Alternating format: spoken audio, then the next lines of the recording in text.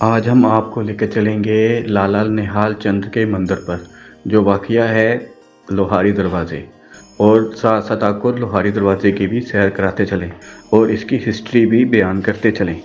تو آئیے ہمارے ساتھ، میں ہوں آپ کا ہوسٹ سید محمد عمر شاہ۔ لوہاری دروازہ دراصل لاہوری دروازے کی بگڑی ہوئی صورت ہے۔ اصل نام لاہوری دروازہ ہی تھا۔ اس دروازے کو لاہور کا مرکزی دروازہ ہونے کا شرف حاصل ہے۔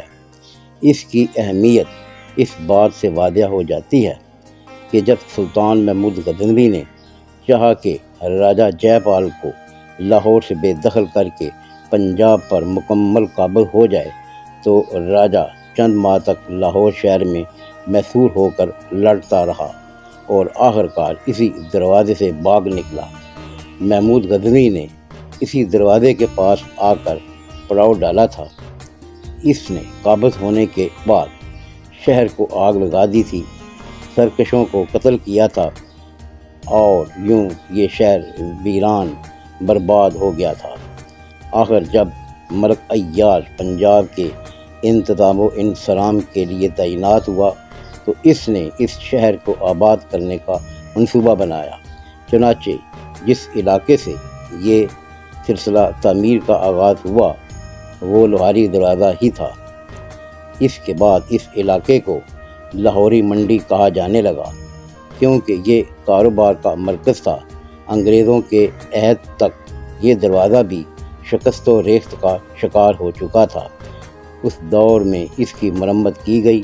اس دروازے پر مضبوط کمرے موجود ہیں جو پہلے حاکم لاہور کے پاسبانوں کے تصرف میں ہوتے تھے، آج کل پولیس چوکی ہے۔ امید کرتا ہوں آپ کو یہ معلومات پسند آئی ہوگی۔ شکریہ۔ ہمارا آج کا موضوع مندر ٹھاکر دوارا لالا نہال چند کے بارے میں ہے۔ کنہیا لال نے اپنی کتاب تاریخ لاہور میں اس کے بارے میں جو کچھ بیان کیا ہے وہ اس طرح ہے۔ یہ شخص لاہور کے مالدار و ساہوکاروں میں نامی گرامی آدمی ہے۔ ٹھیکیداری کا کام کرتا ہے۔ سینٹرل جیل لاہور میں ہر ایک چیز کا ٹھیکہ اس کے متعلق ہے۔ جیل کی عمارت کا کام بھی مؤلف کتاب کے ماتحت یہی شخص کرتا ہے۔ اس شخص نے اس عالی شان مندر کی تعمیر کی بنیاد رکھی ہے، جس کی عمارت پختہ چونے کی بنی ہوئی ہے۔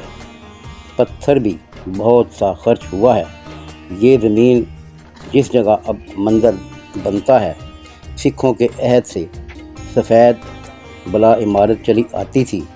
غرب کی سمت اس کے بفاصلہ بازار کی حویلی مہاراجہ کھڑک سنگھ کی نہایت عمدہ عالی شان بنی ہوئی تھی، جس کی اینٹیں سرکار دولت مند دار نے فروخت کر دیں اور وہ عالی شان حویلی لوگ گرا کر مسالہ لے گئے۔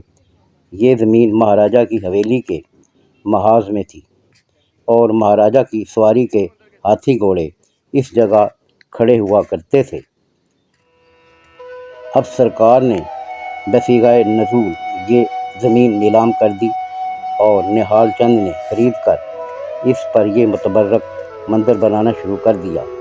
غرب کی سمت یہ لوہاری دروازے کے بازار کے ساتھ ملحق ہے اور شرق کی سمت لوگوں کے مکانات کے ساتھ یہ مکان پختہ چونا کی عمارت کا بننا شروع ہوا ہے۔ دروازہ سرے بازار غرب کی سمت رکھا گیا ہے۔ دروازہ مکان کا وسط میں ہے۔ 4 دکانیں شمال اور 3 جنوب کی سمت بنائی گئی ہیں۔ چوتھی دکان کے مقابلہ پر چاہ ہے۔ چاہ قدیمی کوچہ کے سرے پر تھا مگر اب مکان کے اندر آ گیا ہے۔ دوسری منزل پر ڈیوڑی کے دونوں طرف نشست گاہیں مقلف بنائی گئی ہیں اور نشست گاہوں کے دریچے بازار کی طرف کھلے ہیں، ایک شمالی جس کا زینہ شمالی گوشہ میں اور دوسری جنوبی جس کا زینہ کوچہ کے اندر رکھا گیا ہے۔